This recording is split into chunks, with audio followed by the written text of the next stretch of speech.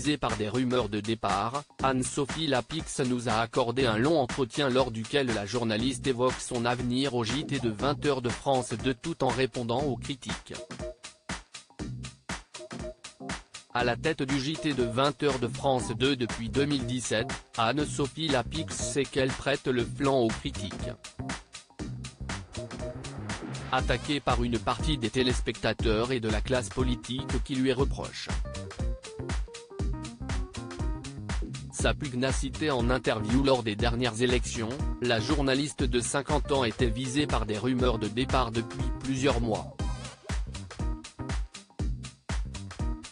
Le soutien public de Delphine Ernotte, patronne de France Télévisions, et d'Alexandre Cara, directeur de l'information, ont récemment sifflé la fin de la récréation. Alors qu'Anne-Sophie Lapix s'envolera prochainement pour Kiev en vue d'une soirée spéciale consacrée au premier anniversaire du conflit, le jeudi 16 février sur France 2, cette dernière nous a accordé un long entretien. Cette spéciale Ukraine est un moment très fort pour la rédaction Télé Loisirs. À quoi va ressembler cette soirée spéciale Ukraine sur France 2 ? Anne-Sophie Lapix: je partirai avec une équipe le samedi précédent pour revenir le vendredi. La soirée s'ouvrira avec le JT de 20h. Je serai en direct de Kiev. Suivront Élise Lucet avec Envoyé spécial, Caroline Roux avec l'événement, Tristan ou Alex avec Complément d'enquête et enfin Éléonore Gay pour nous les Européens. Sur place, nous tournerons plusieurs reportages sur la vie des Ukrainiens en temps de guerre. Cette spéciale est un moment très fort pour la rédaction et plus particulièrement pour les envoyés spéciaux qui couvrent le conflit avec courage. Délocaliser votre journal à Kiev s'imposait ? J'ai présenté un JT depuis l'Ukraine en mars 2022, 2 semaines après le déclenchement de la guerre. C'était un moment très fort. Un an plus tard, il était important d'y retourner, notamment pour montrer notre solidarité vis-à-vis du peuple ukrainien. Qu'est-il prévu si une alerte compromet votre prise d'antenne ? Cela avait été le cas l'an dernier à Lviv, 1 heure avant le direct qui avait pu être assuré de justesse. Nous ne serons pas sur le front, donc la situation sera beaucoup moins dangereuse que pour nos reporters, mais le risque existe. En dernier recours, Karine Bast prendra le relais depuis Paris. Les sujets seront en boîte et les duplex avec nos reporters pourront se faire. Les mensonges à propos de notre JT me mettent hors de moi.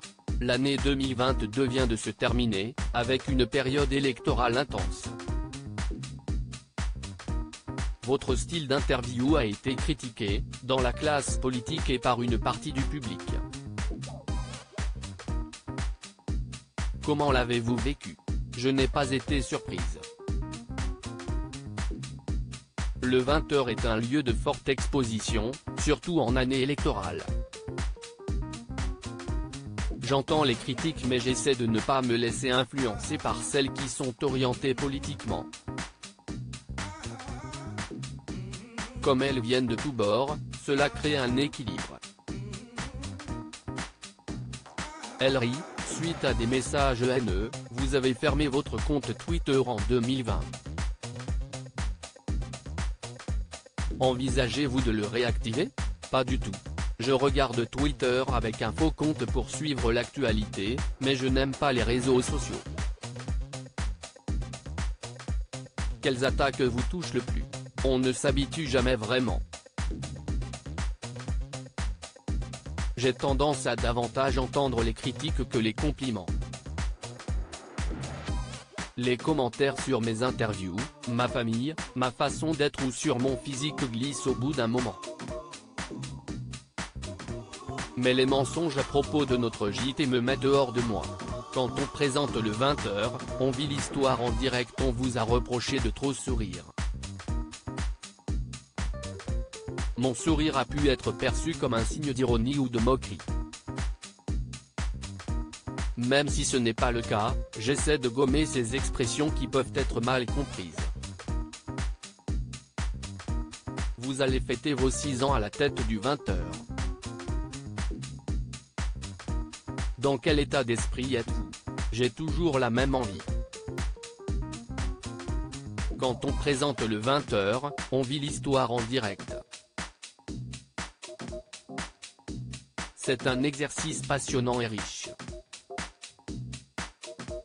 Plus le temps passe et plus je suis impliqué. Je revendique tout ce qu'il y a dans notre journal.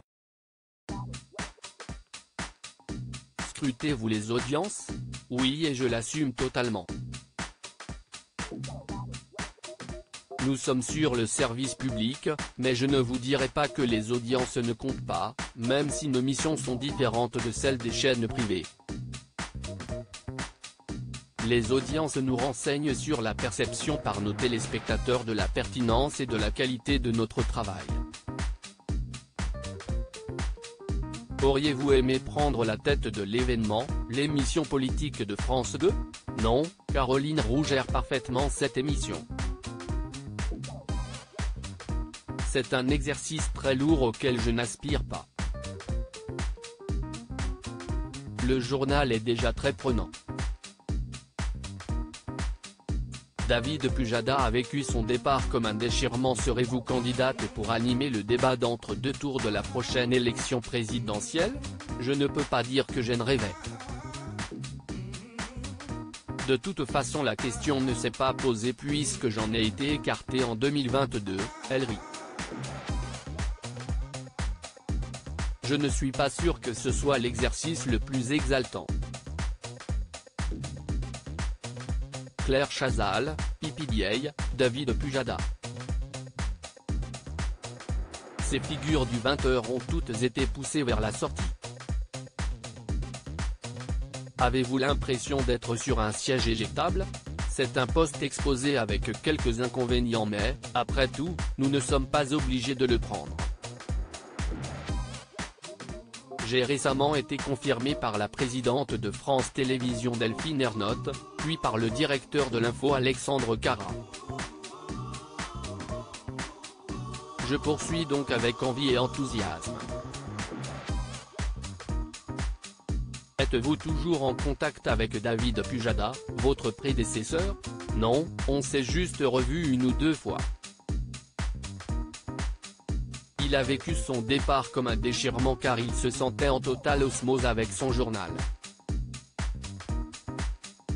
Oui, je reste au JT de 20h chaque année, des rumeurs vous annoncent en partance, malgré le soutien public de Delphine Ernotte. Plus vous tentez de démentir les rumeurs, plus cela est suspect.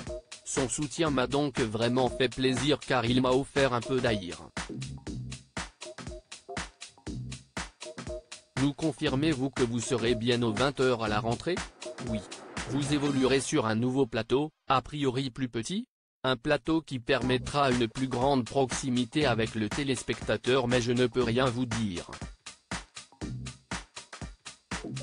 L'actuel donne parfois une impression de froideur. Une réflexion est également en cours sur le plan éditorial. À lire aussi je suis admirative, Anne-Sophie Lapix salue le courage de son mari Arthur Sadoun après sa prise de parole sur son cancer.